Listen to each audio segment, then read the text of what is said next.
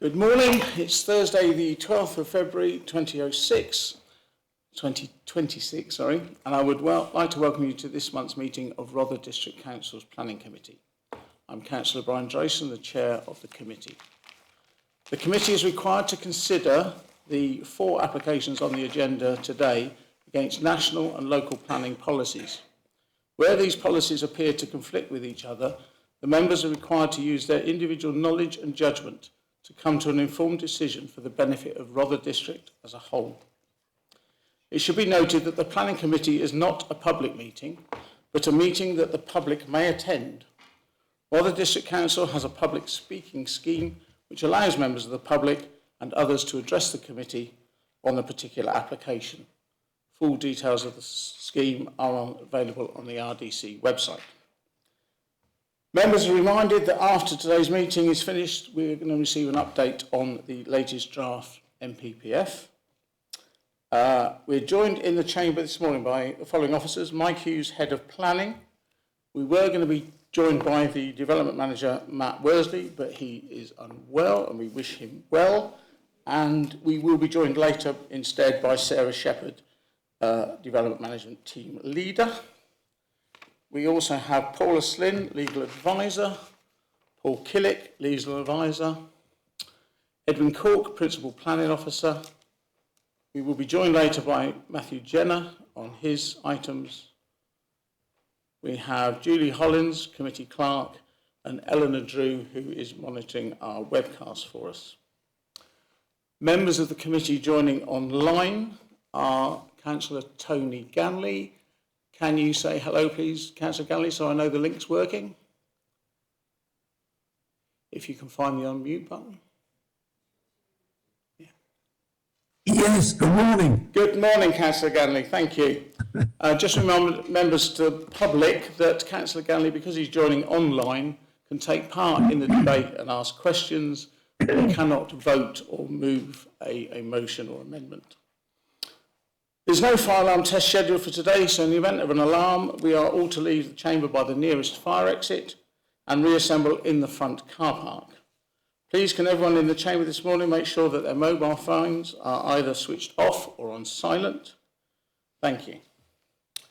I'd like to remind all those speaking at today's meeting to do so in a clear and loud voice with any questions or comments in my direction, please, so that the mics can pick up what is said. It's not a power trip, it's just the mics are between you and me and they will pick it up. So now on to the agenda, thank you. Agenda item 1, do I have your authority to sign the minutes of the meeting held on the 11th of December as a correct record? Yes, thank you.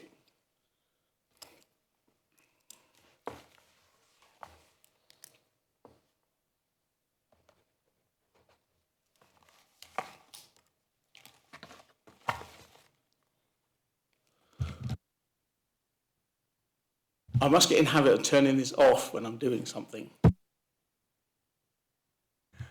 Agenda item 2, apologies for absence and any substitutions. I don't think we've got any, have we, June? Yes, Chair, we have one apology from Councillor Mrs Cook. Oh yes, sorry. Item 3, are there any additional agenda items? No, there's none, Chair. And 4, any withdrawn applications? No, there's none, Chair. Thank you. So agenda item 5 is disclosure of interests or dispensations.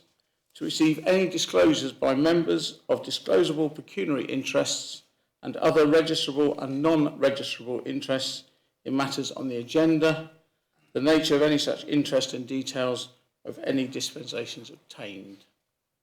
Councillor Creaser. I live in New Winchelsea Road, which is just along from the site, although I have no interest in it either way. Thank you. Councillor Mear. I'm a member of the Romiley Marsh Area Internal Drainage Board, which has put up a comment on the site. Thank you. And Councillor Creaser is also a member of that drainage board. Chair. Yes. Yes, I presume you're both talking about agenda item 7. The LD application. Yes. Thank you. Any others? Thank you.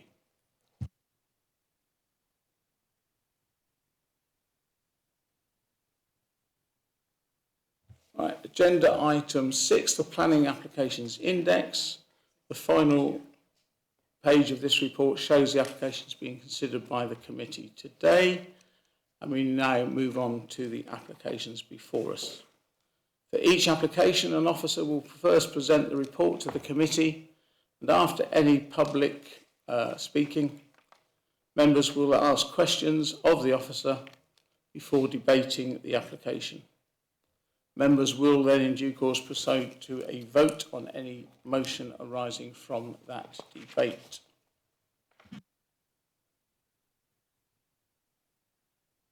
So agenda item 7, which is application RR 2024976P.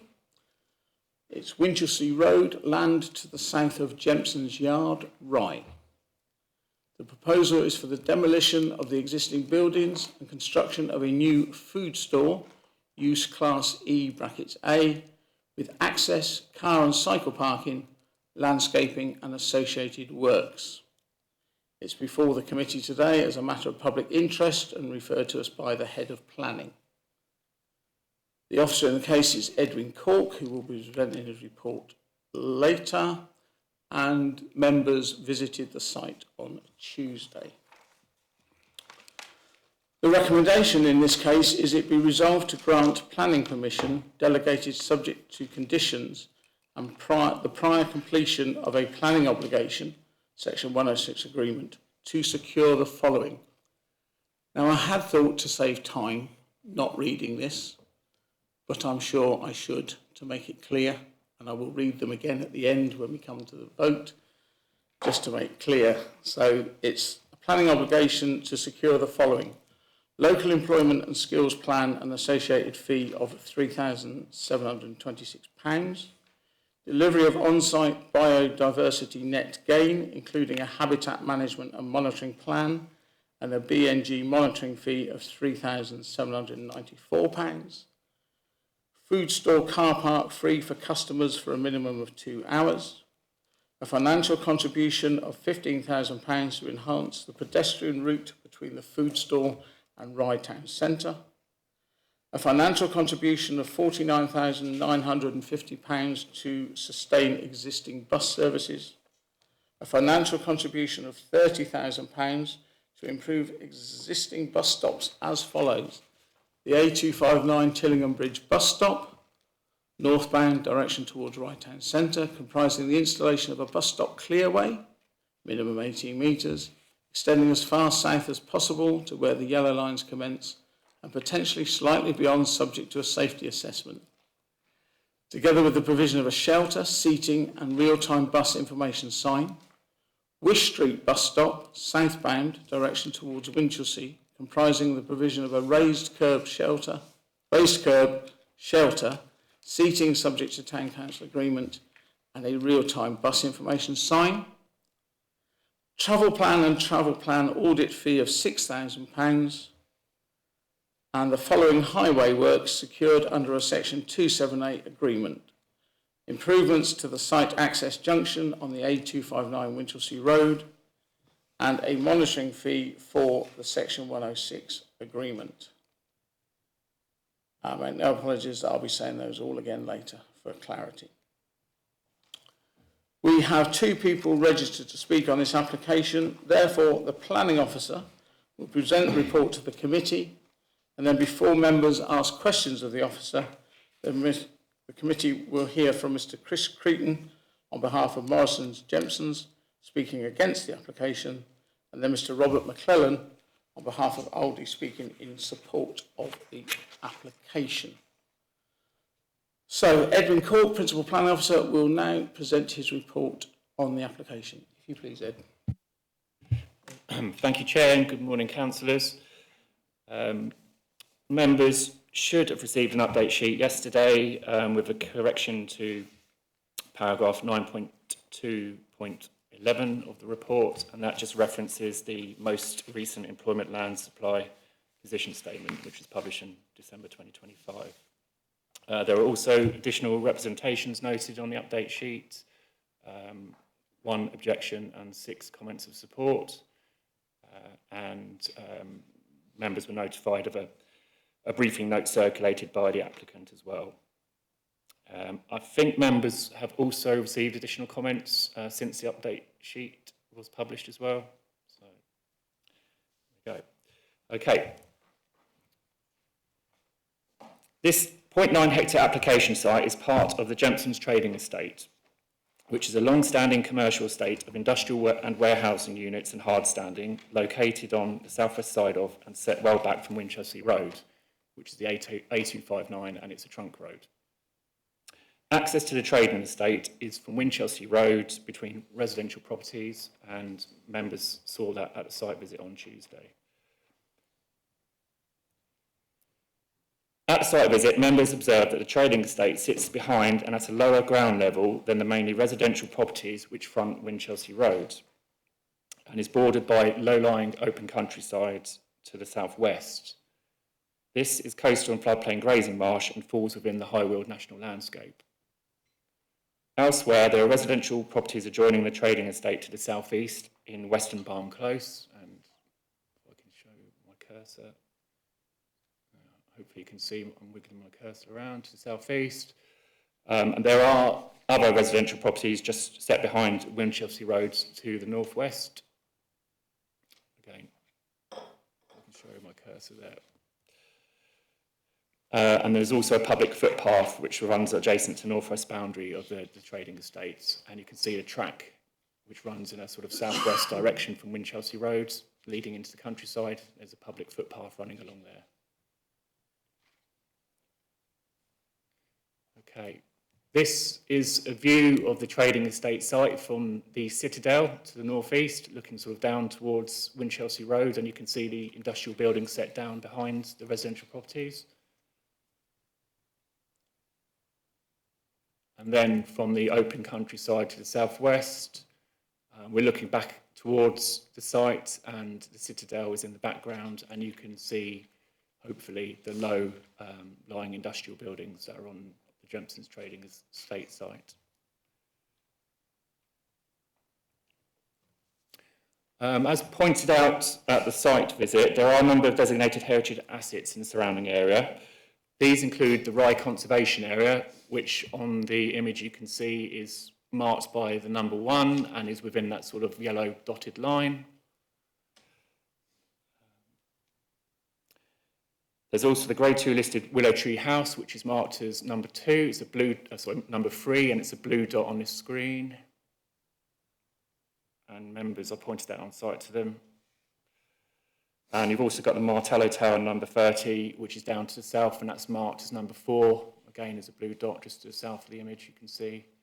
And then we couldn't see it from the site, but there is the Grade 2 listed Rye Windmill to the northwest, and that's a number 5. And again, there's a blue dot on there, showing you where that is.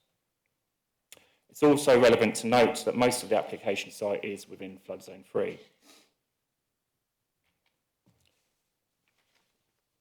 The Jempsons Trading Estate on which the application site is located is allocated for mixed-use development of at least 20 dwellings and B1 employment, which is now use class EG, and it's allocated under policy H6 of the Rye Neighbourhood Plan. Policy H6 is to the southwest of the image on the screen. It's coloured purple, and you can also see the sort of the black line denotes the development boundary for the town. So as discussed on site, or as pointed out on site, there's a post and rail fence and a ditch and a row of trees which delineates the sort of boundary of the open countryside to the southwest. The core town centre area, which we walked to in the area known as Strand Quay, is coloured blue on the map that you can see. So we walked around to the Strand Quay area with its mix of restaurants and cafes and shops.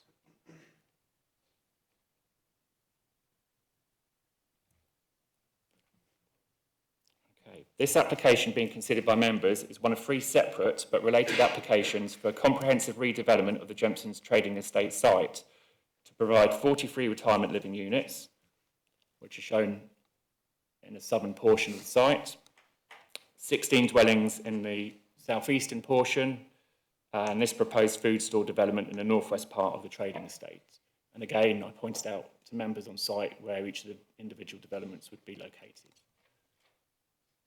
Members are advised that all three applications are the subject of a planning performance agreement. This was created at pre-application stage with the understanding that the three development parcels would be designed holistically to ensure a comprehensive redevelopment of the Jumpsons Trading Estate site. The two separate applications for the residential schemes have already been delegated for approval.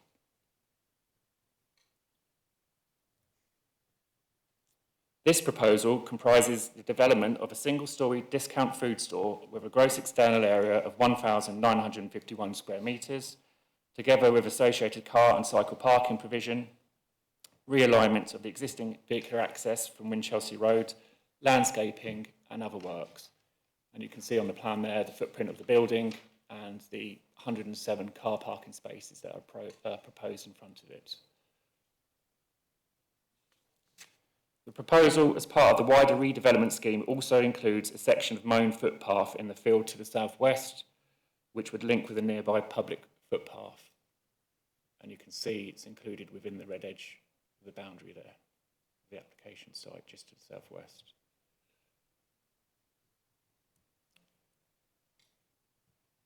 In terms of the food store's external appearance, it follows an industrial design with a combination of mono-pitched roofs and an external materials palette comprising red multi-stock bricks and dark-coloured profiled metal cladding. Areas of glazing are proposed to the active elevations of the food store facing the car park to the northeast and to the new dwellings proposed as part of the wider redevelopment scheme to the southwest. I've included at the bottom there a section running through the site which shows the food store on the left-hand side relative to the existing buildings on the site, which are outlined in red to be demolished. And then you can see dwellings to the right-hand side of the image on Winchelsea Road itself, just to give an idea of the overall height of the building relative to the existing buildings that are on the site and adjacent to it. No glazing would face the open countryside to the southwest. And you can see there's an array of solar panels proposed on the southwest roof slope of the food store.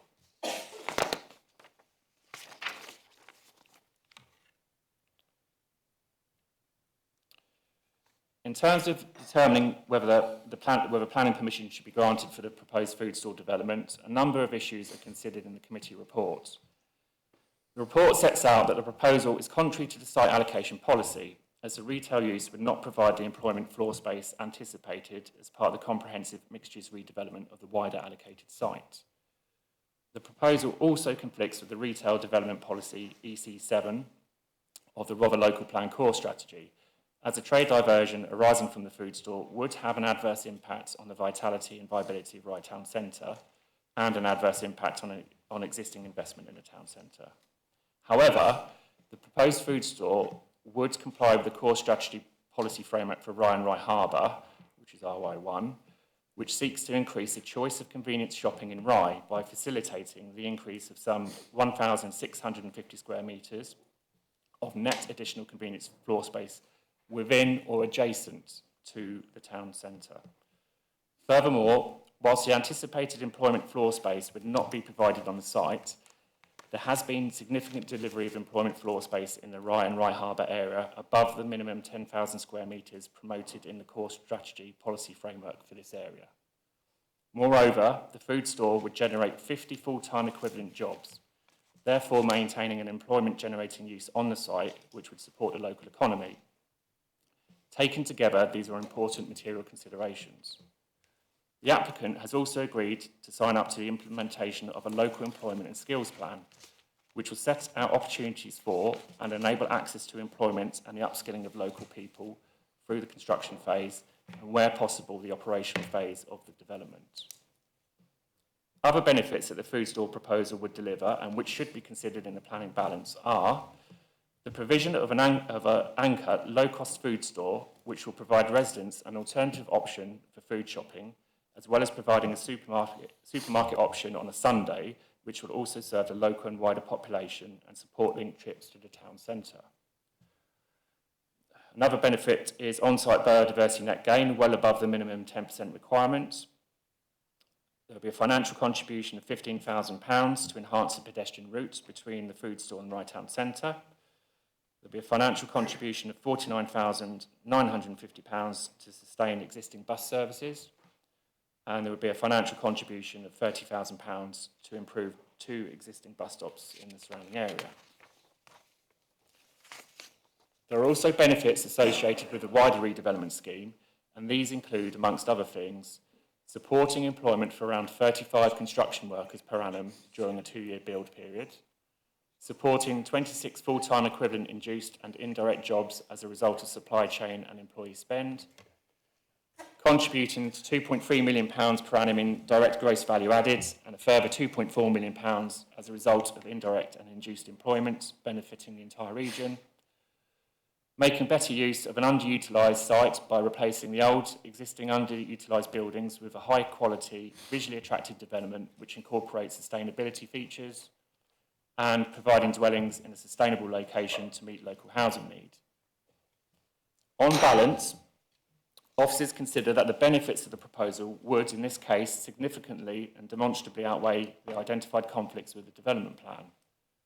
The proposal is also acceptable in relation to all other matters, including impacts on the character and appearance of the area, including the national landscape, impact on the significance of designated heritage assets in the surrounding area, impact on the amenities of neighbouring properties, highway and transport impacts, flood risk and drainage, impact on biodiversity, impact on below-ground archaeology, energy efficiency and sustainability, contamination and air quality. As such, the recommendation is to grant planning permission for the proposed food store development, subject to the planning conditions and obligations detailed in the committee report. Thank you.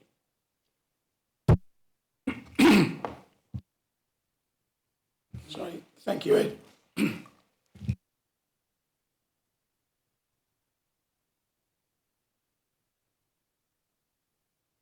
Right, thank you, Ed. Firstly, then, before members question the officer, we now move to the public speaking section of the meeting. Firstly, speaking against the application is Mr. Chris Cretan. Mr. Cretan, please. Once you've sorted out which buttons and things, you'll have up to 5 minutes to address the committee on this application. I will interrupt you if you are still speaking at the 5-minute mark. So, thank you, Mr. Cretan. Thank you, Chair and members of the committee. I'm addressing you today on behalf of Morrisons and Jempsons to urge you to refuse this application for an out-of-centre Aldi store in Rye. As you all know, Rye is a special place, and the Jempson store in Rye Town Centre is not just another supermarket. It is the town centre's anchor store. It generates more than £2 million per year in linked spending for surrounding shops, cafes and services. Jempsons also spends over £4 million annually with local food producers directly supporting the rural economy. From the outset, this proposal has failed to demonstrate that its impacts would be anything other than significantly adverse. This is not just our view, it's a view and a conclusion shared by the Council's own independent retail consultant, which is referenced in your officer's report. Against that background, the recommendation for approval is frankly surprising. Members will be aware that national and local planning policy are very clear on protecting our town centres. Out-of-centre development should only be acceptable where it can be shown not to cause significant harm. In this case, that test is simply not met. I would like to highlight 6 key reasons why this application should be refused. First, the Council's independent report from Nexus concludes, and I quote, "The proposal has the potential to result in a significant adverse impact upon the health of the town centre."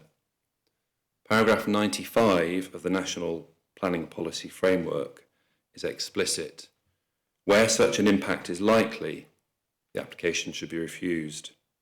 That alone should provide sufficient and defensible grounds for refusal. Secondly, the impact on Jempsons itself will be severe. We estimate a turnover reduction of around 50%. This figure will be devastating. It's not a marginal impact that a business can absorb. Jempsons cannot downsize due to its layout and location, and closure would be the most likely outcome. That could leave Rye with no town centre food stall at all, fundamentally undermining the vitality and viability of the town centre. Thirdly, Aldi's own published site requirements state they typically seek locations in towns with populations of 15,000 or more. Rye's population is under 5,000. There is simply not enough expenditure to support both an outer centre Aldi and a healthy town centre. Approval would mean choosing one over the other. The evidence shows the town centre would lose. Fourth, the applicant suggests there will be link trips between the Aldi and the town centre. In reality, this is highly unlikely. The site is around 600 metres from the main shopping area with no clear visual or functional link. The route involves narrow footways, poor visibility and crossing the busy A259. This is not an attractive or safe walking route. Link trips will be minimal, especially compared to those generated by Jempsons. Fifth, the proposed £15,000 contribution to enhance those links is vague and insubstantial. There is no clarity on how or where it will be spent. In practical terms, it would do nothing meaningful to offset the scale of harm identified. Finally, the site is allocated in the neighbourhood plan for office development, and the applicant has not provided the required marketing evidence to demonstrate the site is no longer suitable for that use. Another clear conflict with policy. Members, this decision is about more than just one store. It's about whether Rye keeps functioning as a special, viable town centre with a food store at its heart, or whether that role is displaced outside of the town, hollowing out the town centre in the process. The policies are clear, the evidence is clear, and the council's own independent consultant is clear. And for those reasons, I would respectfully urge you to refuse this application. Thank you. Thank you, Mr. Green.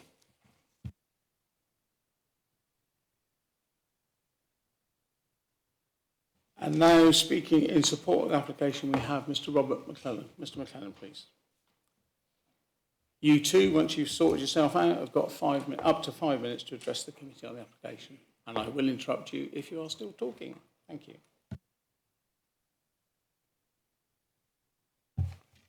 Good morning, Chair, Councillors. Thank you for the opportunity to speak. My name is Rob McClellan. I am the Real Estate Director for Aldi, and it's my pleasure to be here to outline our very strong commitment to Rye. This proposal has been developed proactively with your officers and in partnership with 2 other applications for new homes and retirement living apartments. Together, these projects represent a cohesive and carefully considered master plan, fully aligned with Rother District Council's aspirations for the area. The support we have received from the community in Rye over the last 2 years has been extraordinary. The application has received 329 letters of support from residents, with only 35 objections. Both Rye Town Council and Rye Conservation Society provided supportive comments. During our public consultation, which showed over 85% support, many people told us that because Rye lacks a really affordable supermarket, they are currently travelling to Hastings or Tenterden for their weekly shopping. This is inconvenient for local families and means that money, which could be spent in Rye, is being spent elsewhere. Up and down the country, Aldi stores operate alongside thriving town centres and, indeed, competing supermarkets. Aldi primarily stocks convenience goods and only a limited range of comparison goods. We don't sell products like tobacco and do not offer in-store facilities like a pharmacy. This limited nature of our product range and services means our store will complement Rye's independent businesses. The retail impact assessment has been independently reviewed on behalf of the council. The findings concluded that our scheme will not have a significant impact on Rye Town Centre. The review also acknowledged the council's own retail study, which states the town would benefit from an improvement to its food store offer, that there is support within the neighbourhood plan for a second supermarket in Rye, and that there is an opportunity to reduce the number of grocery shopping trips and associated linked trips, which are currently being lost to other towns, such as Hastings.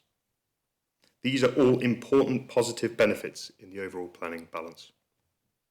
We've agreed to provide 2 hours of free parking to encourage linked trips to the town centre and a £15,000 contribution to improve the walking route to Rye Town Centre, secured by legal agreement. This will encourage shoppers to visit both Aldi and Rye's fantastic local shops and services. Your officers are fully satisfied with these measures and confirm that any remaining adverse impact on Rye Town Centre is outweighed by the other very significant benefits of the scheme. By bringing Aldi to Rye, we'll help keep shopping local, reduce unnecessary car journeys, and draw regular shoppers in from the surrounding area. We're also investing in improved bus stops and services, making it easier for everyone to access the site and the town centre sustainably. The benefits, though, go beyond convenience. This project will create around 50 new local jobs, paid at an industry-leading rate on a site that currently only employs 10 people. We're committed to recruiting our store managers and store colleagues from the local area. We treat our suppliers and staff with fairness and respect, and around 80% of our sales come from British suppliers. Our surplus food is donated to communities through charity partners, with over 40 million meals provided since 2019. We're also investing in the site itself. Attractive landscaping, a biodiversity net gain, electric vehicle charging points, and a modern, sustainable building. Indeed, Aldi is committed to its sustainability, with 100% renewable energy, LED lighting, solar panels, and heat recovery systems among our standard measures for new stores. We'll be making improvements to Winchelsea Road, making it safer with new curbs, clearer signage, and anti-slip surfacing. We had extensive discussions with both East Sussex Highways and National Highways, and there are no objections from them or any other technical consultees. In summary, this proposal is about delivering real benefits: more shopping choice, more jobs, more investment, and a store that complements Rye Town Centre. The overwhelming support from people in Rye speaks for itself, and you have a very strong recommendation for approval before you. I hope you will agree with your officer's recommendation and the views of your residents, and help us bring these benefits to Rye. Thank you. Thank you, Mr. McFadden.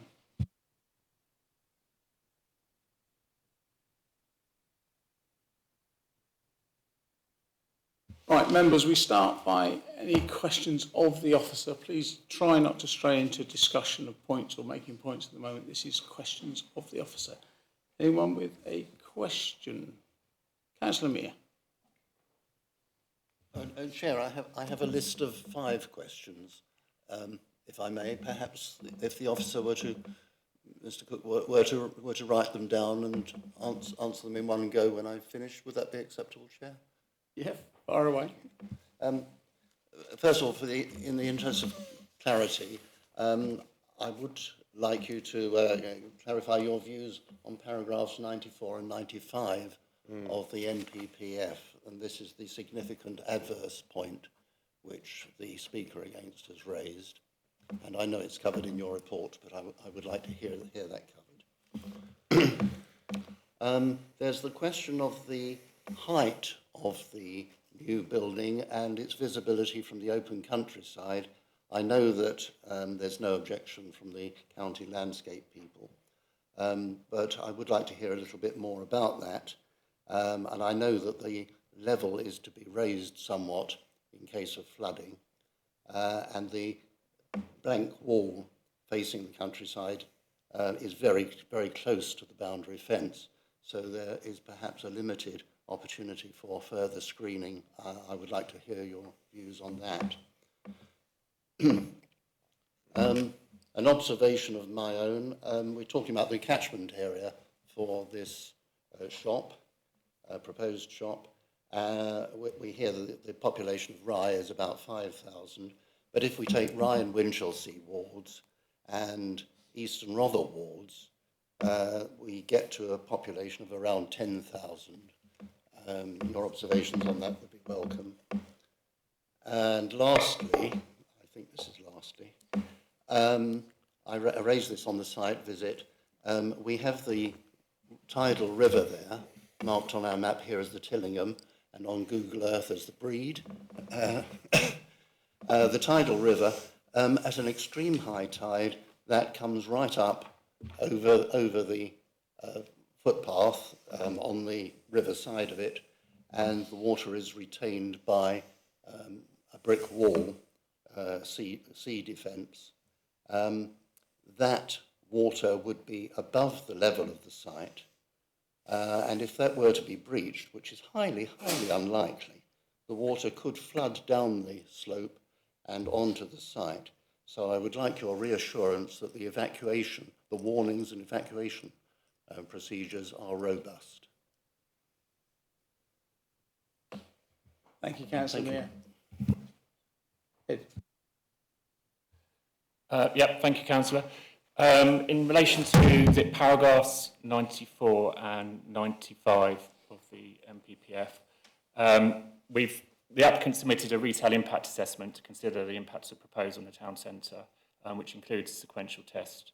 And as set out in the report, there are no sequentially preferable sites for this particular proposal, either in the town centre or edge of centre or indeed outer centre locations. Hence why this site, in our view, passes the sequential test. And in addition, in relation to the impact on the town centre itself, in terms of any impact on turnover of the convenience goods sector in the town centre, we commissioned a retail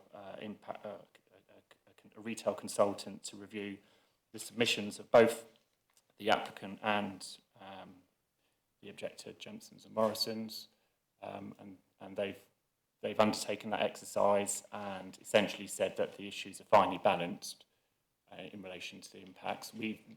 Our retail consultant has said that hasn't said that it will be significant adverse impact. They said there's a potential for significant adverse impact, and we've again highlighting that the issues are finely balanced. But we take the view that, in particular, with the 2 hours free parking at the food store, which would encourage people to shop in the town centre after they've been to the food store, we're happy that it sort of brings that impact from a significant impact down to just an adverse impact.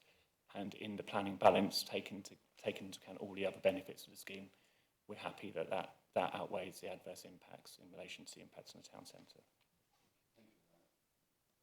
Okay, your second question, the height of the building. I can go to the section plan again if you want to have a look at that. It's at the bottom of the screen.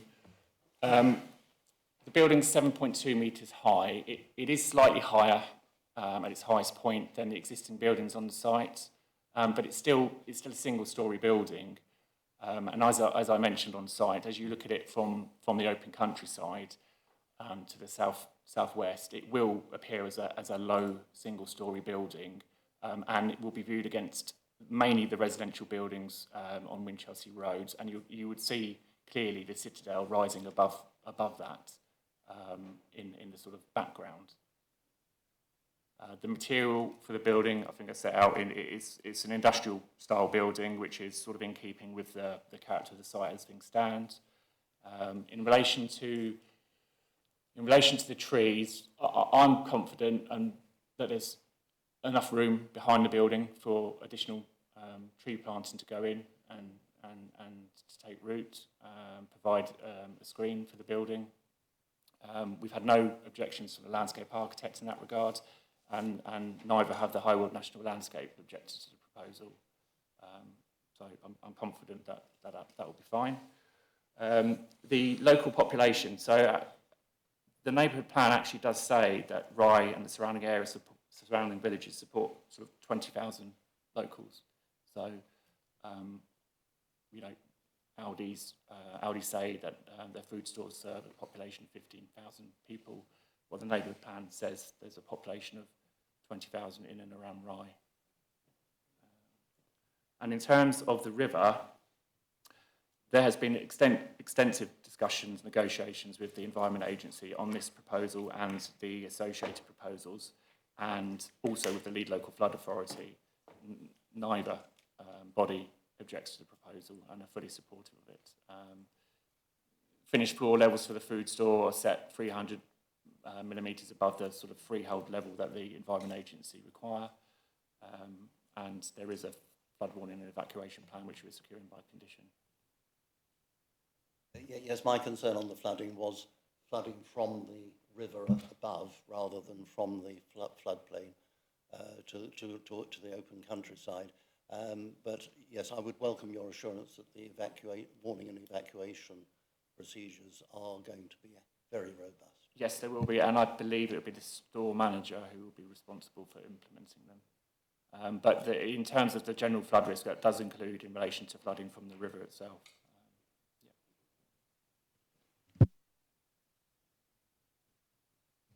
Is that all 5? I think there may have been 4. Mathematics was never my strong point. Councillor Stanger, then Councillor. Sorry, thank you, Edwin. Just to say, the delivery is going to be at the back of the store, the right kind of far corner, because I know that local Aldi store had a little bit of a hiccup about deliveries close to residential. So, and it looks like it's going to have a path around the back for the lorry. It looks like, doesn't it? No. So when we look at the screen, if I can just get my cursor in position, it's just. Can you see my cursor moving? It's there. Yeah. The delivery yard's going there. Oh, so it's still quite away from the residential, and they'll probably putting that soundproof fencing up. What I was thinking. So there's separation from the residential property there to the northeast, and there will be an acoustic fence, I think, up to 3.5 metres high. That will be put in place to mitigate against any noise impacts from the yard. And there are also requirements in terms of delivery hours, for example, and also, you know, the lorries are not to have reversing beepers on as they're driving in. Yeah, just checking, because I know that our local one in Bexhill, but they've sorted it now. But yeah, it was a similar thing. Thank you. Thank you. Councillor McLaren, I did remember. Thank you. Yes, one of the speakers referred to the development as an out-of-centre development, but we've also heard it referred to as an edge-of-centre development. Can you comment on that and explain how that definition impacts on the evaluation of the proposal? Thank you. Thank you, Councillor. I can go to the report. I think paragraphs 9.3.8 through to 3.9 and 10. I've made an assessment of that in there. So I mean, I can pretty much read it, and that will sort of clarify matters for you. We accept, obviously, that the store won't be in the town centre, but in terms of edge of centre, which we believe the site is in, the glossary to the National Planning Policy Framework says, for retail purposes, it's a location that is well connected to and up to 300 metres from the primary shopping area. For all other main town centre uses, a location within 300 metres of a town centre boundary. In terms of out of centre, that's defined as a location which is not in or on the edge of a centre, but not necessarily outside the urban area. Now, I'll carry on. Rye doesn't have a primary shopping area, so we've been pragmatic in our approach here, and we have considered that the core town centre area, which I'll bring the map up so you can see,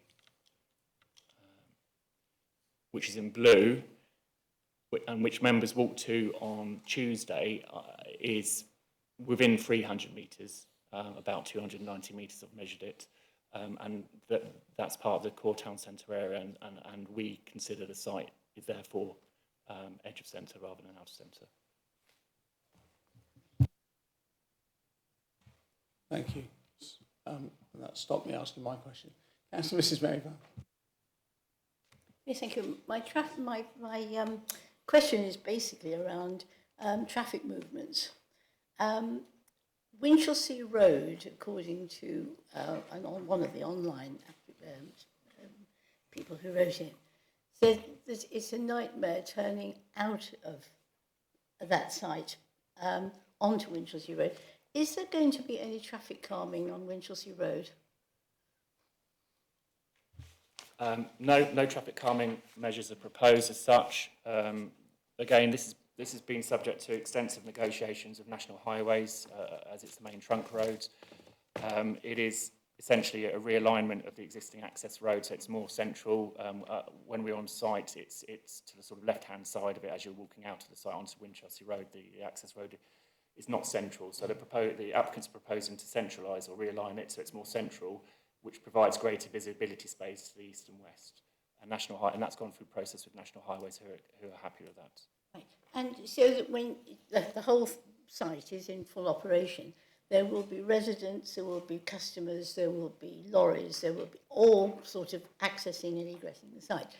So how, for example, how are you going to stop tourists using the car parks? I mean, is it all going to be computerised, this parking for 2 hours? I'm probably not the best person to answer that question, to be honest with you. I don't know what the individual car parking arrangements are for sort of food stores, I'm afraid. But just on the point of traffic moving in and out, of course, if the site was fully occupied now, there'll be lorry movements, car movements. Yep. So, you know, it is an existing site, and that used to its full potential, there would be significant traffic generation, I'd suggest. But in any event, National Highways have commented on the food store application and the separate residential schemes. Sort of, they're happy with all three schemes and the impacts on the network. Yeah. Okay, thank you. Councillor Gray. Thank you. On page 47, I'm just really pleased to see that you've put a condition for adequate cycling parking provision. It's just 9.7.13. That's a condition that you're putting on to Aldi to provide the cycling provision. Is that right? Yes, Councillor. They're showing cycle parking provision on the plans anyway, but yeah, just to make sure it's there, it's been secured by condition. And can I just say a big thank you? I thought this was an exceptionally good report. I never used to good reports, but I thought this one was really excellent. Thank you. Thank you. Stephen, the chair's thunder. Councillor Stanger. Thank you. I know it's a balance between the Rye neighbourhood plan, which is the H6, and then you've got the RY1, is it so is the RY1 taking into consideration the whole of Easton Rother almost as a store location, or does that... RI1 is specifically for Rye and Rye Harbour. Oh, so it's that specific to that, right? So yeah, that identifies that it does need more retail space. The RI1 identifies 1,650 square metres of additional convenience floor space. So yeah, I mean that's just complete balance. Cool. It's not necessarily that one has priority over that one, but it's just the contradiction between the two policies. Yeah. Yes, in the sense that the neighbourhood plan doesn't allocate the site for a food store; it allocates the site for employment floor space. So there is a conflict there, but equally, the core strategy does set out that there is scope for additional floor space to be provided within or adjacent to the town centre. Thank you. Thank you. Councillor Groner. Thank you, Chair. Does the development plan that you just mentioned to Councillor Stanger, did that include the original one, take into account the residential aspect of the overall development? Or was that just purely concerned with floor space for businesses? RI1? Yeah, the original development plan. This particular criteria is talked in terms of 1,650 square metres. That's a particular point of policy RI1 which relates to convenience floor space. There are other criteria which relate to, for example, employment floor space as well, and a general... But there's no sort of consideration of the residential aspect of this? There is in policy H6 of the neighbourhood plan that talks about the site providing at least 20 dwellings as part of a mixed-use development. Which is now exceeded, I believe? Which would now be exceeded, so you'd have the 16 dwellings and 43 retirement living units. Yeah, okay, thanks for clarifying that. The next question is the £4 million of spending in the local community by the objector. Has that been evidenced in any way, or has that been supported in the report? That's just a figure that's being provided by the objector. Okay. And that's it. Thank you. Thank you. Any other questions at this stage, please? No, thank you. In that case, we now move on to the debate and discussion of the application. I'll open the floor to anyone to start, please, with a comment or to start.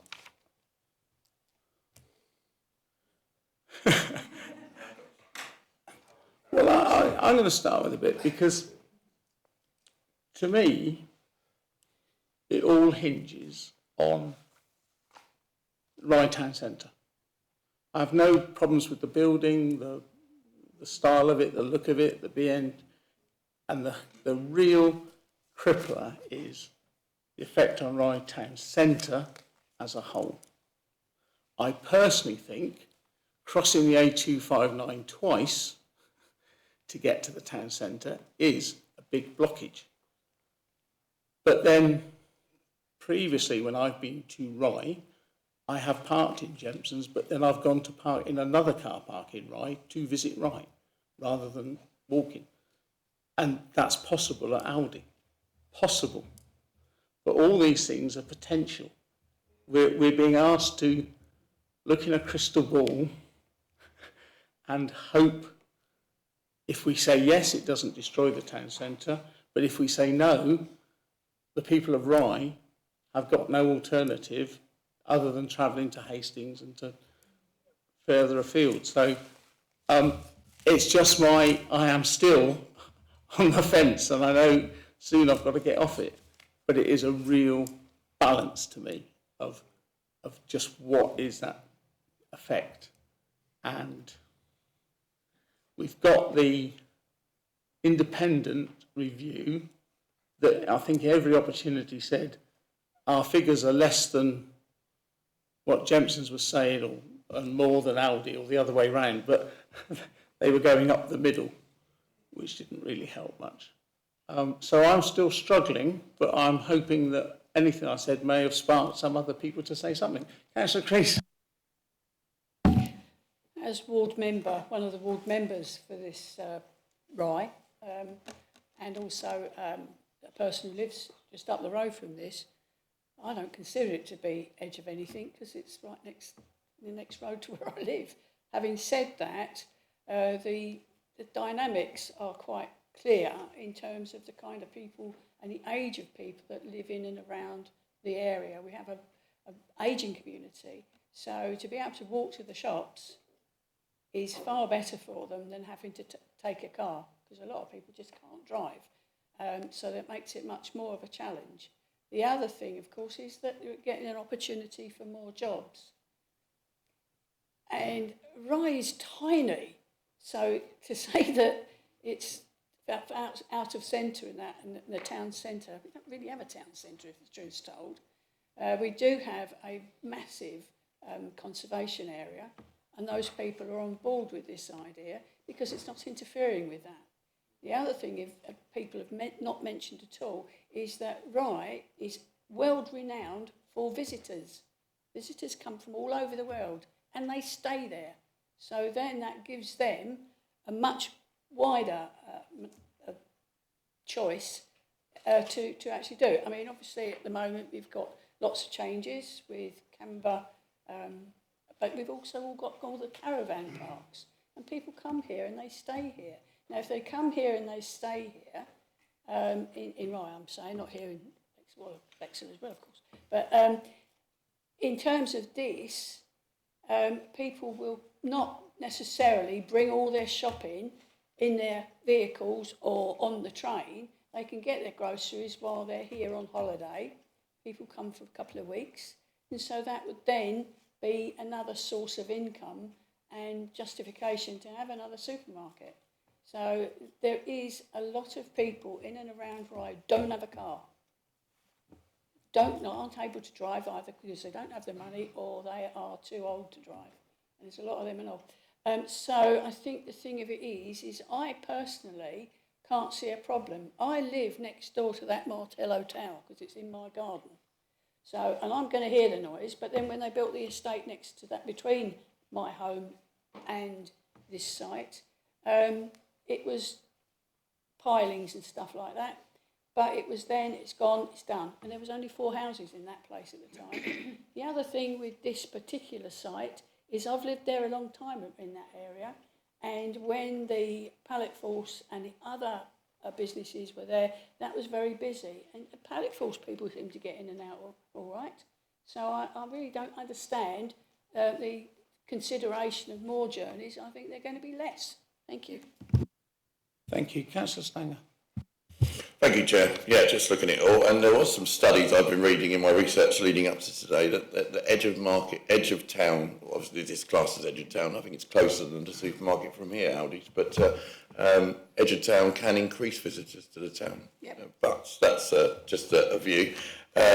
Generally, I think the jobs, the biodiversity net gain, the solar panels, the 2-hour free parking, public transport improvements, and the way they're trying to do everything, 100% sustainable store, I think is all positives. And I think in very few applications we come against that have 10 times as many support than they do objectors. So we have to take the objectors fairly and listen to their points. But I think people should have the choice to go where they want. And at the moment they're driving to Tenterden, Ashford or Hastings, and I think that's not sustainable either. So that's just my view. Thank you. Councillor Gray, then Councillor Groner. Thank you. I know we're all very concerned about the impact on Rye Town Centre, but if you look at it another way, it could actually help, because I think all the people that live on the outskirts of Rye and at the moment driving past Rye to go to the Aldi in St Leonard's, and now they are more likely to stop at the Rye Aldi and then with 2 hours parking have time to go into Rye to, you know, look at the other shops. So it could actually have a positive effect on Rye Town Centre if you look at it in another way. Thank you. Thank you. Councillor Groner, then Councillor Mear. Thank you. I think Councillor Gray just basically nipped my point there. I think just got in ahead, but I think that was in the retail consultants review. There's a lot of talk about the linked trips that come as a benefit from people who park at Jemson's and then walk into the centre. I didn't see any exploration, and maybe I should have raised that as a question for the officer. But if people are driving to Tenterden or Hawkhurst or Hastings or further, are they not having linked trips as a result of that? And maybe having linked trips in those destinations. And I didn't see how that was balanced out. So I'm not convinced that, and I know that is a finely balanced report sitting on the fence, I'm not convinced with the absence of that argument that the damage will be done on that. And in terms of the traffic side, I live in Fairlight, so I often drive to the 259, and there is an Aldi on that road as you get to Orr. And it's surprising how that doesn't seem to adversely affect traffic.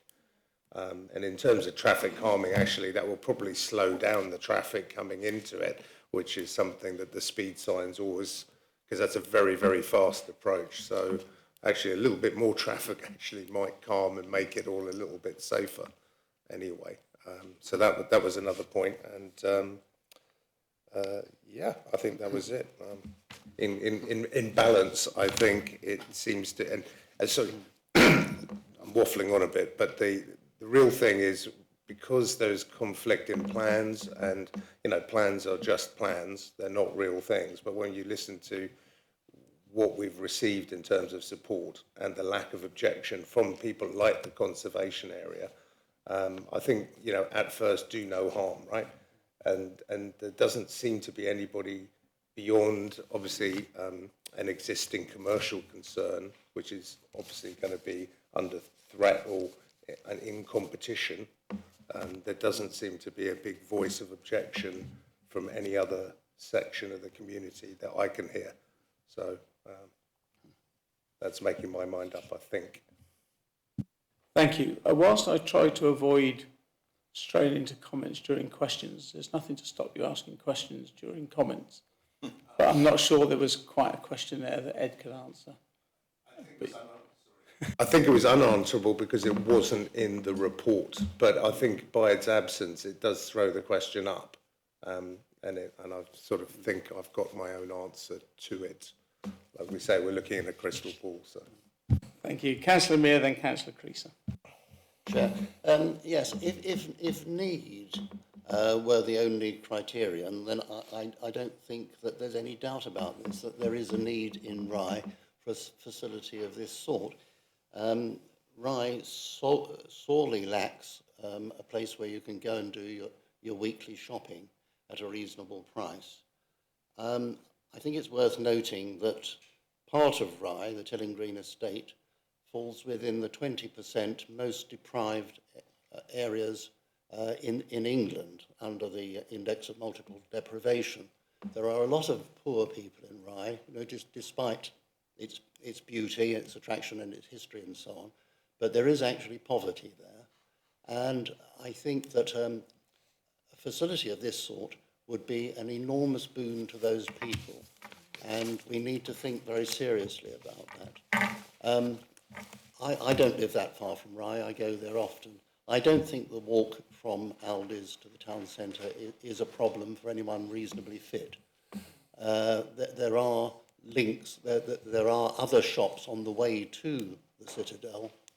It's a reasonably attractive walk by the river, by the water. I think it's perfectly feasible that people will go to Aldi's and go on into the town centre.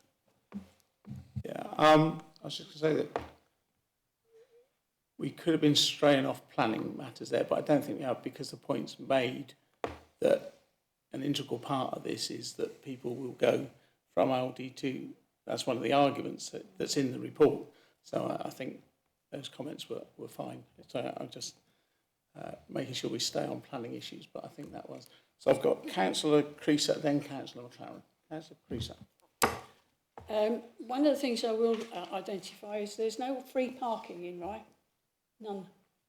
Unless it's on your forecourt of your home or whatever else.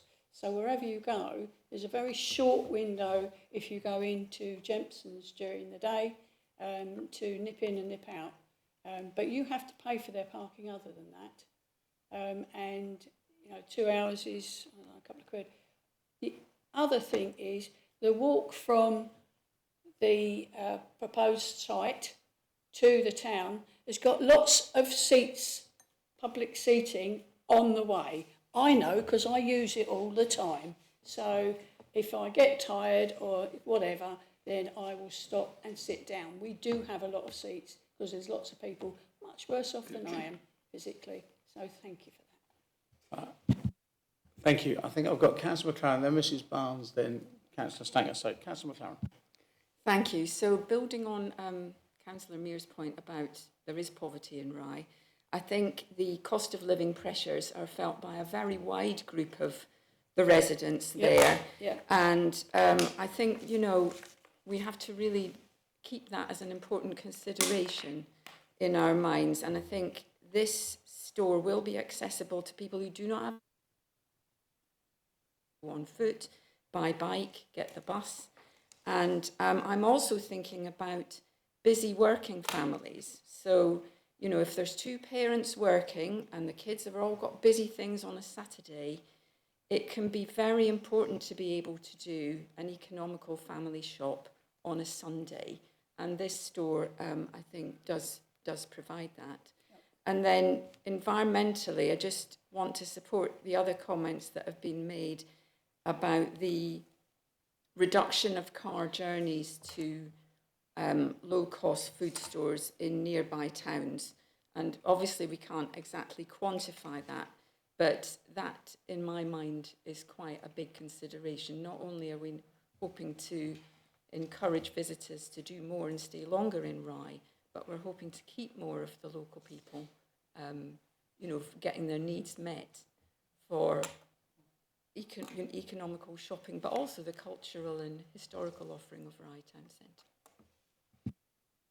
Thank you. Mrs Barnes. Thank you, Chairman. I think the last time I visited Rye was in the summer, and there is a distinct difference in the feel of Rye in the summer. It is absolutely jam-packed full of tourists. So I think the whole question of whether Rye is going to fall into decline because of this building of this shop, I don't think is entirely relevant, because I think it is really a case of what people want to do. And if they're going to come to Rye and spend money, which I think people are doing, I mean, there's lots of attractive things about the shops in Rye, which would actually persuade people to stay there. Nobody goes into Rye to do their shopping as a weekly shopping. They would do it all at a supermarket. And I think to have that facility, particularly when you've got McCarthy and Stone and you've got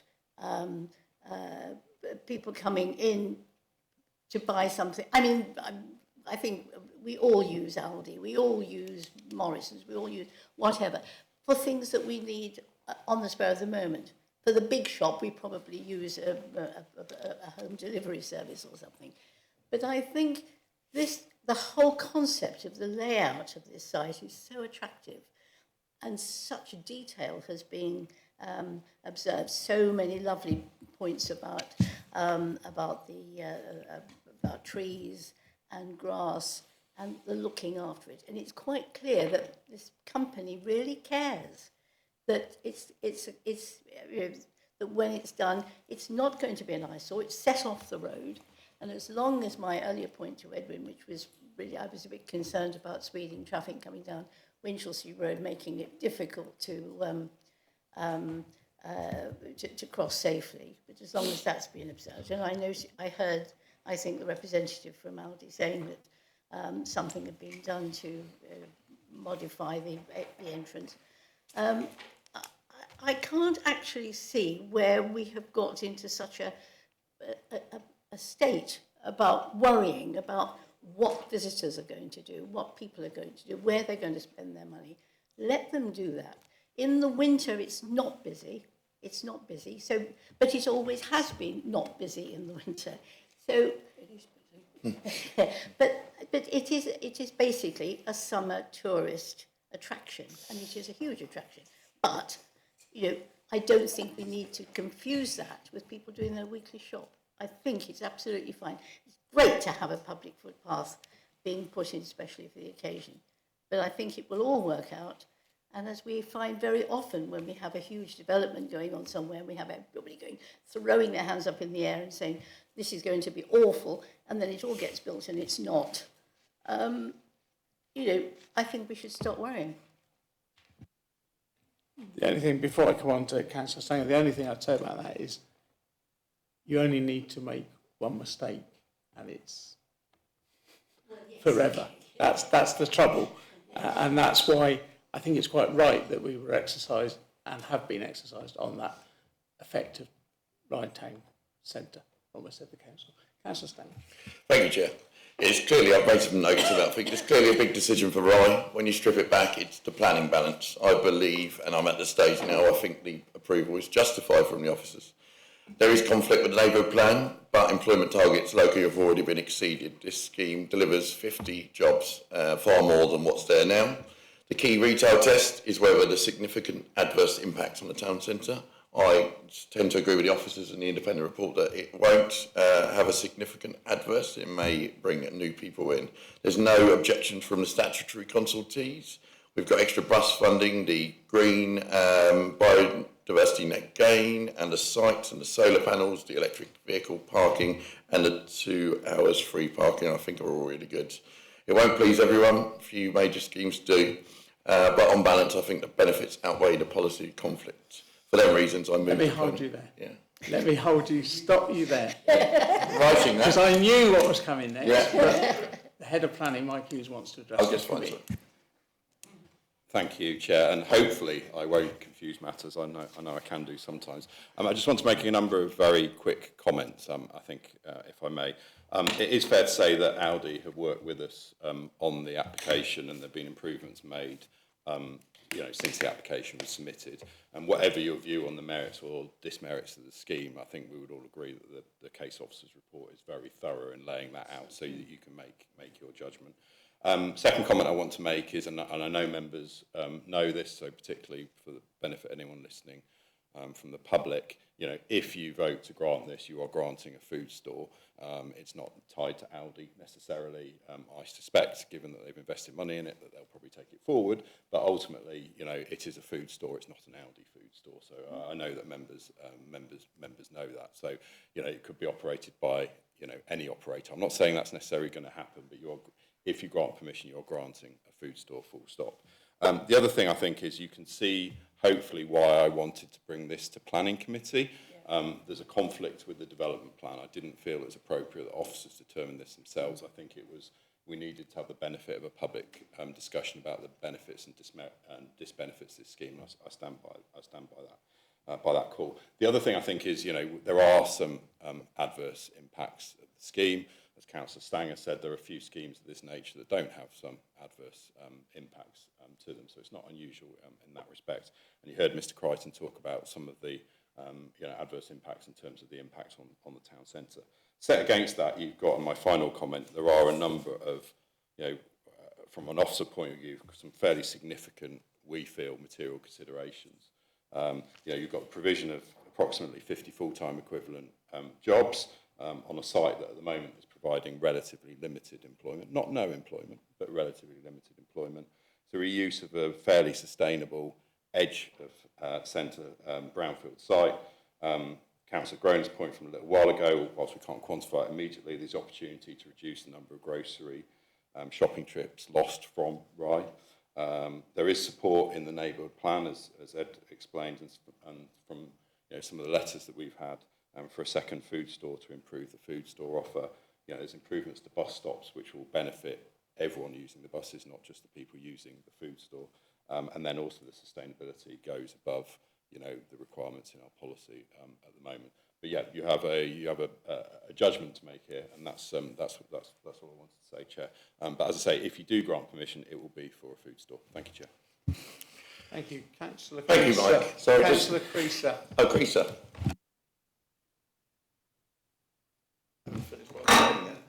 Are we able to now put forward a proposal? I think that's what Councillor Stanger may have been going on to say before I stopped him to ask you. Right. Councillor Stanger, would you like to finish your last? Well, that's it. I'll allow Councillor Creaser. Oh, thank you. Yes, I'll give you As the ward member, or one of the ward members for Rye and Winchelsea, I would like to propose we go with this. I think it's a brilliant idea. So you're proposing to accept the officer's recommendation to resolve grant for planning permission, and that was seconded by Councillor Stanger. So it's moved by Councillor Creaser, seconded by Councillor Stanger. Right, I think we will move to the vote. I think we've had ample opportunity. Before we do, Councillor Mear. Chair, just for the sake of people listening, I'm an ex officio member of this committee and therefore I can't vote. If I were able to vote, I would vote in favour of the application. Don't worry, Councillor Mear, if I'd seen your hand go up, I would have stopped it. Right, so we're going to move to the vote now. I'm happy that we've exercised and discussed it, and there's nobody with any burning points to bring out. So, and I'm afraid you're going to get the wording again. So, the motion is that we accept the recommendation in that it be resolved to grant planning permission, delegated subject to conditions, and the prior completion of a planning obligation, Section 106 agreement to secure the following. I will paraphrase it a little bit on the bus stops. Local employment and skills plan and associated fee of £3,726. Delivery of on-site biodiversity net gain, including a habitat management and monitoring plan and a BNG monitoring fee of £3,794. Food store car park free for customers for a minimum of 2 hours. A financial contribution of £15,000 to enhance the pedestrian route between the food store and Rye Town Centre. A financial contribution of £49,950 to sustain existing bus services, and a financial contribution of £30,000 to improve the existing bus stops. The A259 Tillingham bus stop northbound towards Right Town Centre, comprising all those individual bits, and also the Wish Street bus stop southbound in the direction of Winchelsea and all the improvements that are listed there. A travel plan and a travel plan audit fee of £6,000. The following highway works secured under a Section 278 agreement: improvements to the site access junction on the A259 Winchelsea Road, and a monitoring fee for the Section 106 agreement. All those in favour, please show.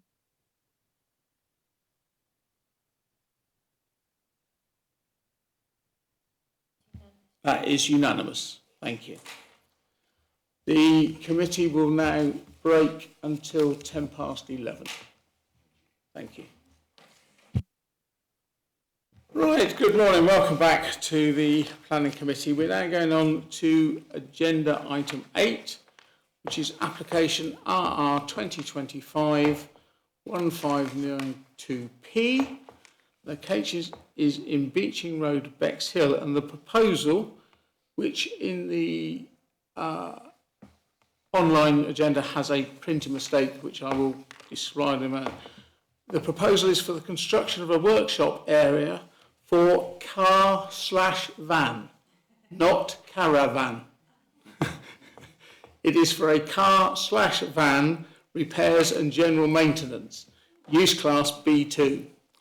I'm not sure they'll be able to fit a caravan on there, but that's not specific purpose for this. It's a general workshop for cars and vans. The reason for the application is it's council-owned land. The officer in the case is Matthew Jenner. The recommendation is that it be resolved to grant full planning permission. There's no one registered to speak. Therefore, Matthew Jenner, the officer, will now present his report to the committee and then open for questions before we begin our deliberations. Matthew, if you please. Thank you, Chair. So the application site is located within the Beeching Road Industrial Estate and comprises of a car garage with associated workshop and reception areas, together with areas of external hardstanding and parking. The application proposes a new workshop area that would adjoin an existing two-storey storage container on the east side of the site. It would have a flat roof, 2 garage bays, and be comprised of sheet cladding to the walls and roof. In terms of its character and appearance, the workshop building for the repair of vehicles would be in keeping with the existing use of the site as a commercial garage and other surrounding businesses within the industrial estate. The building would be no higher than the existing 2-storey container within the site, which it would adjoin, and this would ensure that it would not be visually prominent or intrusive within the site and the surrounding area. The design and proposed materials are considered suitable for the intended commercial use of the building. In terms of neighbouring amenity, the nearest neighbouring residential properties to the northeast of the site sit at a higher level than the site itself, which you can see in the images in the presentation. Due to the modest height, existing separation distances and level changes, the workshop would not appear overbearing, cause harmful massing, or result in the loss of light to nearby properties. The workshop would only contain a vehicle lift with no external plant or extraction units that would generate noise. Noise would be limited to occasional internal tool use, which is consistent with the current B2 operation within the site. A condition is recommended to restrict any future external plant to protect neighbouring amenity. In conclusion, for the reasons discussed, the proposal is compliant with local plan policies and is therefore recommended for approval, subject to conditions. Thank you. Thank you. I'll start with a question and any other questions. Could you go back to the site photograph, please? Thank you. Is the space we're looking at where the building's going to be, and is that the bungalow that's the nearest one to the building? Yes. Thank you. So it's close boarded. There's windows to the right of that, but there's no other windows on that edge, that face of the building. Where height-wise, in relation to the whiteboards there, is it as tall as that, or is it shorter? It would be sort of level with the eaves height of that property. Yeah, thank you. That's what I thought. Thank you. Any questions for Councillor Mrs. Barnes? It's just something that's just occurred to me, and that is the site will need to be kept tidy. The reason I'm saying this is where I take my car to be maintained, it seems to be a dumping ground for people's cars. Yes, I'll see to that at some point. So the thing looks unattractive because you've got cars waiting to be looked at, but they could be waiting there for a year and still not being looked at. A sort of like a clapped out car storeroom. So could we put a condition about the length of time that cars are actually on the site? Come to you, Matt, but I think that view there gives a fairly good view of what it's like now. And of course, cars could already be dumped where this building's going to be placed. But Matthew. Sarah. Okay, yeah. No, I mean, that wouldn't be a reasonable condition in terms of the 6 tests. You know, yes, I sympathise with you. I have a similar garage that I drive past and they keep cars for ages before they actually get on with them. But that wouldn't be something that would be suitable for us to enforce. It's a different matter if they're storing stuff and it becomes, you know, if they're storing clearly unusable things, then maybe enforcement might have a look, but that wouldn't be a sort of a condition that we would be able to enforce. It would mean people would have to be monitoring the site the whole time, and yeah, I don't think that'd serve a proper planning purpose. Thank you, Sarah. Councillor Stanger. And just from an economic perspective, which is, I believe, is a planning consideration, just obviously the business is doing quite well because they must need more space, which is good for the industrial site and Bexhill generally. So if they wasn't doing so well, they wouldn't be able to afford this. So it's just a general point. This is question time. Sorry. Any questions for the officer? Okay, so we've had the first comment in the comment section. The matter is open for discussion now. If anyone wants, no, not yet. If anyone wishes to discuss this, please.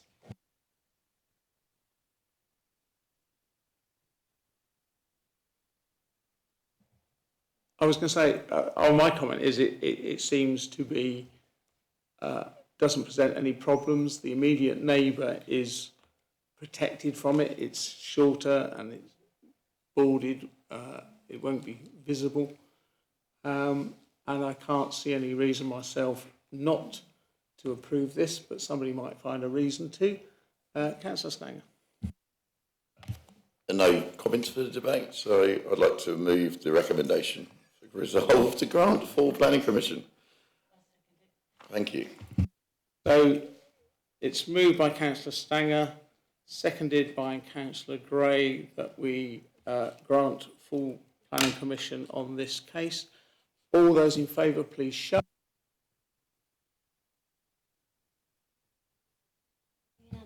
That is unanimous. Thank you.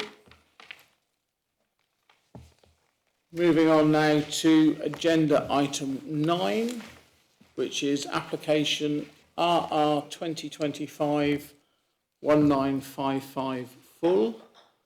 It's Rother District Council's Amherst block in Bexhill at the back of this building. The proposal is for the creation of a new ramped access and covered entrance to the Rother District Council's offices, along with internal alterations.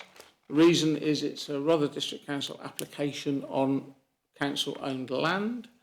The officer in the case is Rosello de Tomaso, but Sarah Shepherd will be presenting the report. And the recommendation is it's to be resolved to grant full planning permission. And as there's no one registered to speak, we'll move straight to Sarah to present the report. Please, Sarah. Okay, good morning, councillors. Right, planning permission was actually given for a similar proposal in 2019, which has not been implemented. It involves the rear of the the Amherst Road offices, where the car parking area is situated, in the back here, and obviously several of you are familiar with this building.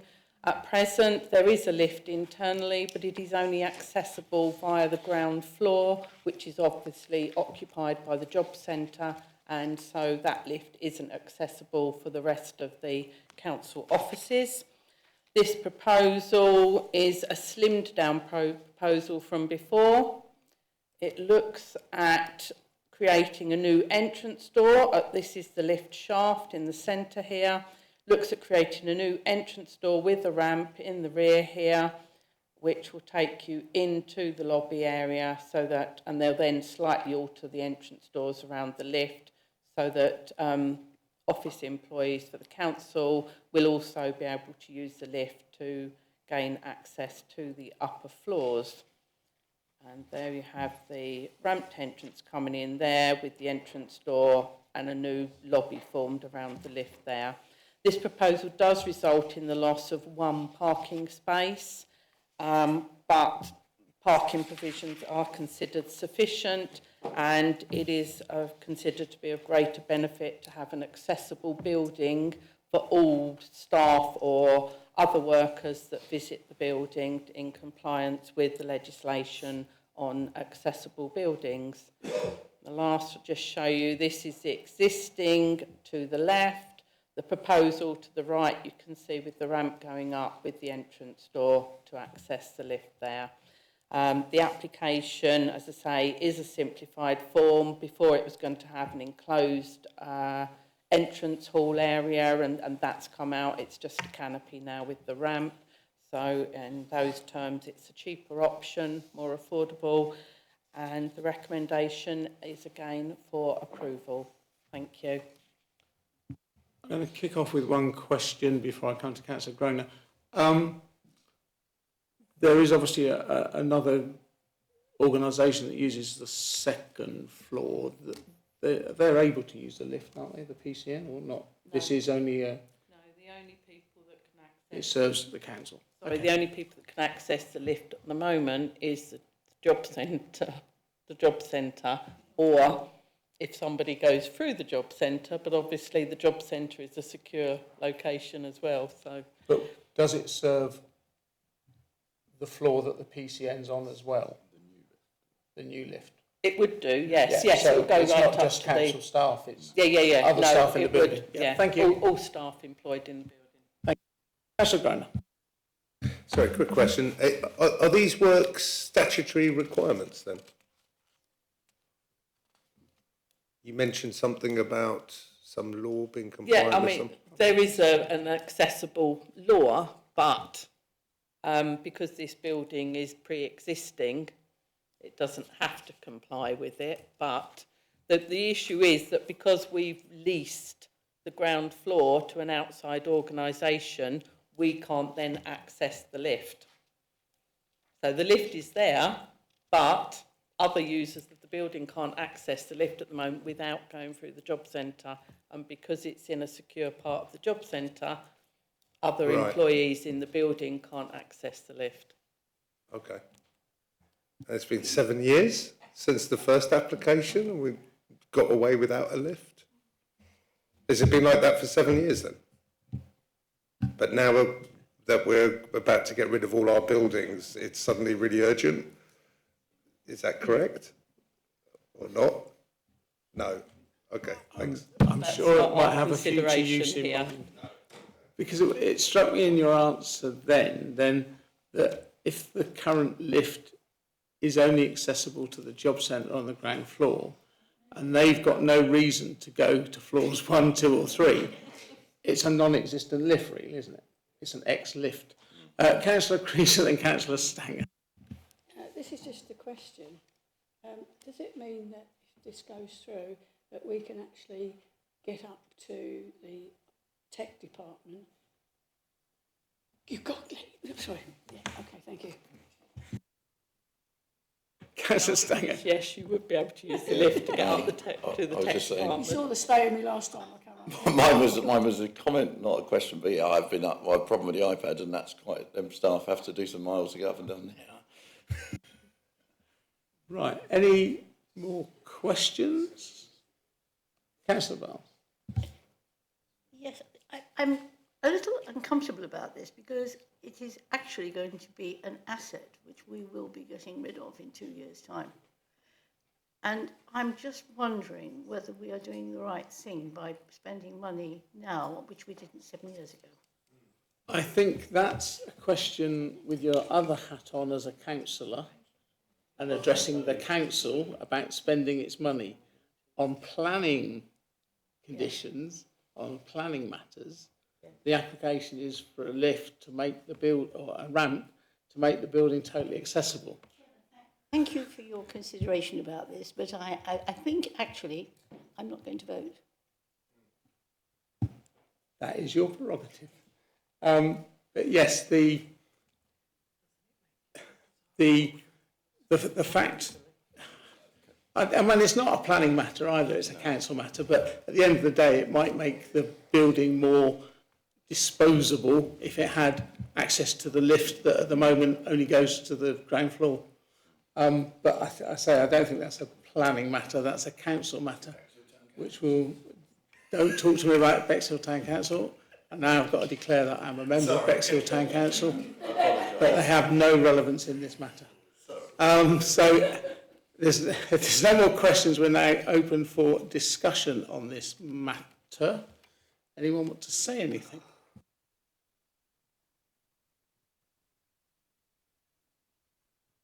Does anyone have anything to say on this? Yes, Councillor McLaren. Yeah, to me, this is an accessibility issue. Surely it's about fairness and equality and living up to our diversity policy. And I wasn't here all these years ago. I'm a bit surprised it's taken this length of time, but I want to just state that I think whatever building, whatever use the building's going to come to in local government terms in the future, making it accessible to everybody is a worthy task. It is, and I'm thinking that is still a council matter rather than a planning matter, because that's why they're doing it. What we have is a request to grant permission to build a ramp and to do some minor internal alterations to facilitate that. So if no one's taking my hint, may I move that we accept the recommendation of the officer and that we grant full planning permission. So moved by me, seconded by Councillor Stanger, who was sitting on his hands. All those in favour, please show.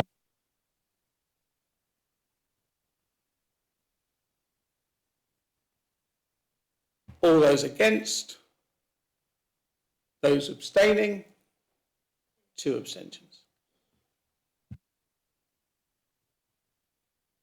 So that was 6 for and 2 abstentions. The planning permission is granted. Thank you.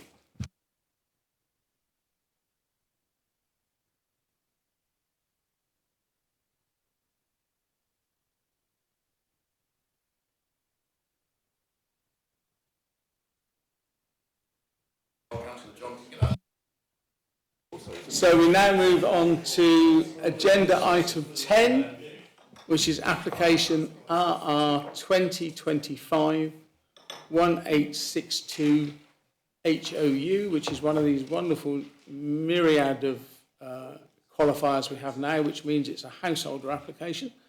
The location is 17 3rd Avenue, Bexhill, and the proposal is for the demolition of the existing lean-to extension and detached garage, and the proposed construction of a replacement garage and single-storey side rear extension with proposed cladding and render to the front elevation. The reason for it coming to us today is that the applicant is a close relation of a member of staff at Rother District Council. The officer in the case is Catherine White, but again, Sarah will be presenting the report, and the recommendation is that it be resolved to grant full planning permission. Sarah. Thank you. As already highlighted, this is only here because the applicant is a relative of a member of staff. You would not ordinarily have small householder applications at committee. The application property is a single-storey bungalow on 3rd Avenue on the southern side, as you can see there, in a relative line of like properties. They are all very similarly designed, but they do have a mix in terms of their character and appearance. As you can see to the right there, some people have painted or clad or whatever their dwellings. This application proposes removal of the garage to the left-hand side here, and for an extension. That's the aerial view showing you the like bungalows, but as you can see, there's a mix of materials and finishes that are utilised there. That's the existing with the garage there, small conservatory to the rear. Those two structures will be demolished, and the proposal involves a new garage with a larger dining area to the rear, slightly projecting beyond the rear. The design is pretty similar to what's there. They're keeping pitched roofs, but they are proposing to clad the building to the front and sides to give a revitalisation to the appearance. The proposal is not considered to impact the neighbouring properties either side in any way. There's no new side windows being introduced, and the application is therefore before you with a recommendation for approval. Thank you. Thank you. Any questions? I don't think so. Is that a question, Councillor Groner? Oh, Councillor Groner. Are there any other similar extensions that have been done in that road? Or is this going to be the first of that design?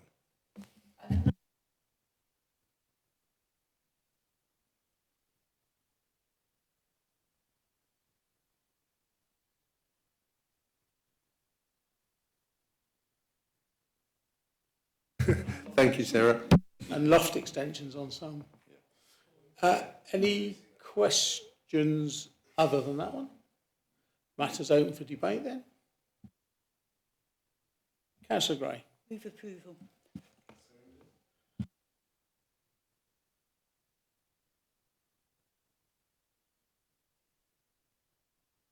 Sorry, that's moved by Councillor Gray, seconded by Councillor Chowdhury. All those in favour, please show. That is carried unanimously. Thank you. Which brings us to agenda item 11, which is for members to note that the next scheduled meeting of the Planning Committee is on Thursday the 12th of March, starting at 9:30. Any necessary site visits will be arranged for Tuesday the 10th of March, again starting from 9:30. And that brings us to the end of this month's Planning Committee. Thank you to everyone for their contributions, and goodbye.